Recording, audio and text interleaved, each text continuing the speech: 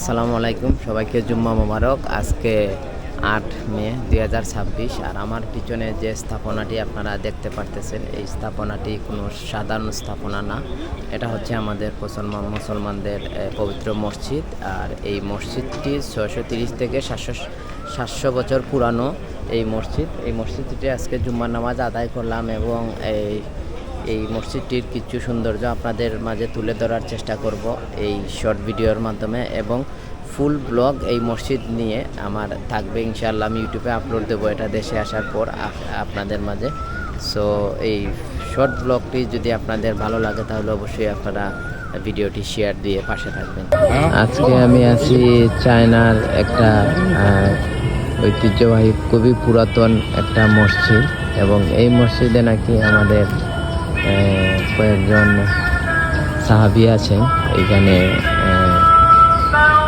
ওদের মাজার আছে। আসলে আমি এই মসজিদ সম্পর্কে কিছু তেমন বলতে পারবো না এখন, কিন্তু আমি যে ব্লগটা করতেছি, আমার ক্যামেরা দিয়ে যে ব্লগটা করতেছি, এই ব্লগের মাধ্যমে আপনাদের মাঝে কিছু জিনিস শেয়ার করার চেষ্টা করব এই মসজিদ সম্পর্কে। এই যে মসজিদ সম্পর্কে, এখানে কিন্তু আসলে অনেক মুসলমান আছে এই চায়নাতে। তো আজকে এখানে এসে খুব ভালো লাগতেছে, আলহামদুলিল্লাহ, যে এত মুসলমান এখানে আছে।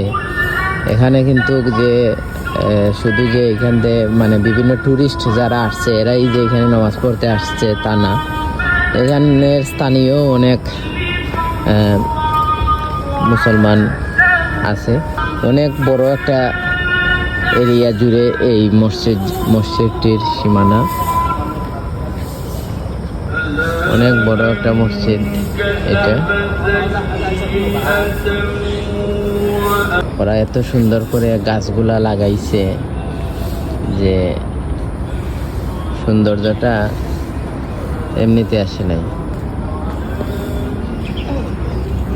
আসলে চাইনিজরা জানে যে কিভাবে দেশ এবং বাড়ির আঙিনা, মসজিদ, তারপরে তাদের যে ধর্মের যে জিনিসগুলো কিভাবে সুন্দর করে রাখতে হয়, আসলে কিন্তু ওরা জানে। এত সুন্দর, মানে ওদের দেশে আসলে মানে সুন্দর নাই এরকম কিছু বলা মানে যাবে না। আর সত্য কথা বলতে, যে কয়েকটা জায়গাতেই গেছি, মানে যে ময়লা আবর্জনা এরকম আসলে কিছুই চোখে পড়ে না। এখানে পানি, তারপরে হচ্ছে গিয়ে কলা।